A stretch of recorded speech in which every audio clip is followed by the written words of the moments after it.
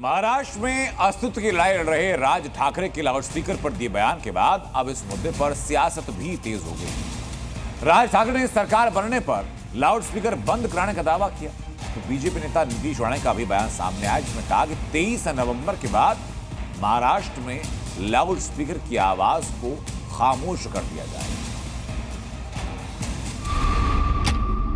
माझा महाराष्ट्र सैनिकांकडे जाऊन समजा हे भोंगे बंद नाही झाले, माझा महाराष्ट्र सैनिक तिकडे जाऊन हनुमान चालीसा म्हणेल त्या मस्जिदीच्या समोर। 23 नवंबर को ये लोग खुद ही निकाल ले। महाराष्ट्र में अब मस्जिद में लगे लाउडस्पीकर पर सियासी महाभारत तेज हो गई है। लाउडस्पीकर पर शुरू हुई सियासी टक्कर में ना तो एमएनएस पीछे है, ना ही बीजेपी। पहले एमएनएस चीफ राज ठाकरे और अब बीजेपी नेता नीतीश राणे ने धमकी दी है कि मस्जिदों पर लगे लाउडस्पीकर का अंत करीब आ गया है। अच्छा होगा कि लोग खुद ही इसे 23 नवंबर को उतार दें। हमारी हिंदुत्व वाली सरकार जो महाराष्ट्र में 23 नवंबर के बाद आ रही है, उसके बाद लाउडस्पीकर का काउंटडाउन शुरू हो जाएगा।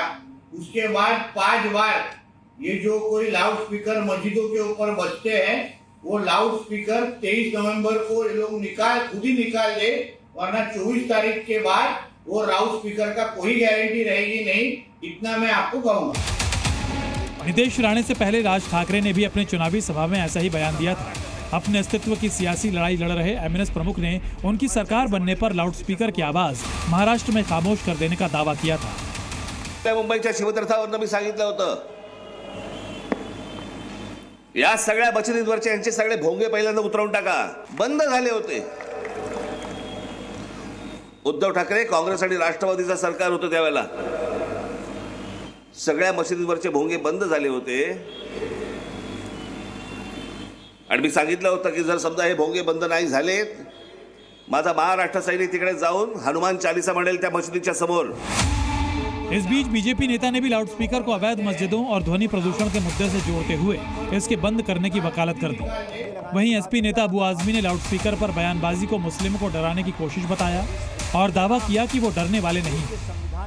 सुप्रीम कोर्ट ने भी निर्देश दिए हैं और अगर ध्वनि प्रदूषण ये गणपति में लागू होते हैं, नवरात्रि में होते हैं, दिवाली में होते हैं, तो ये रोज रोज सुबह 5 बजे अनधिकृत इल्लीगल मस्जिद होती है और इल्लीगल इस प्रकार के लाउड स्पीकर प्रतिबंधने एक्शन होनी चाहिए। मस्जिद मंदिर मुसलमान क्यों मुसलमानों के पीछे पड़े हो भाई साहब? आप लोगों ने देश को बर्बाद कर दिया है। इस पे मैं कहता हूं कि इलेक्शन कमीशन को और सुप्रीम कोर्ट को सो मोटो लेना चाहिए कि ये लोग सिर्फ और धर्म के नाम पर एक माइनॉरिटी जिसकी तादाद बहुत कम है उसे डरा रहे हैं, धमका रहे हैं, रोजाना ये कह रहे हैं। और मेरा चैलेंज है कि कोर्ट जो कहेगा वो हम मानेंगे, लेकिन किसी की ताकत नहीं है जो इस तरह से मस्जिदों को बंद कर दिया, मस्जिदों से लाउड स्पीकर उतार दिया। सियासी लड़ाई का धार्मिक ध्रुवीकरण हुआ तो मुंबई की मुस्लिम आबादी भी मैदान में उतर आई और लाउडस्पीकर पर शुरू हुई सियासी महाभारत पर नाराजगी जताई।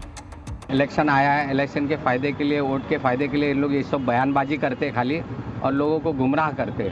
जब से वो बीजेपी के गठबंधन में गए हैं, जब से वो कुछ ना कुछ उल्टे सीधे ही बोल रहे हैं। पिता की वजह से जाना जाता है, उसका खुद का तो कुछ है नहीं, उसको लाइमलाइट में आना है, इसलिए इस तरह के बयान दे रहा है। वो मुसलमानों के खिलाफ बात कर रहा है। अभी इनके पास कोई मुद्दा रहा नहीं है। हुकूमत बनाने के लिए, इनकी एकता करने के लिए हमेशा उल्टा सुल्टा बयान बोलते रहते हैं। ये जो फिरका परस्ती करना चाहते हैं, जो तोड़ना चाहते हैं, जो हिंदुस्तान की आवाम में जो फूट डालना चाहते हैं, उनका मकसद ये सही मायनों में ये लोग देश विरोधी हैं। संविधान जिस चीज की इजाजत देगा वो काम हम करेंगे। दरअसल महाराष्ट्र चुनाव में महायुति और महाविकास आघाड़ी दोनों ही गठबंधन अपने अपने वोट बैंक को साधे रखने के लिए बड़े बड़े दावे और वादे कर रही हैं। लेकिन जिस तरह से बयान सामने आ रहे हैं उससे साफ है कि सियासी लड़ाई को धार्मिक एंगल देकर वोट हासिल करने की कोशिश हो रही है, जिसमें अब मस्जिद के लाउडस्पीकर का मुद्दा हावी होता दिख रहा है। अंकुर त्यागी, मुंबई, जी मीडिया।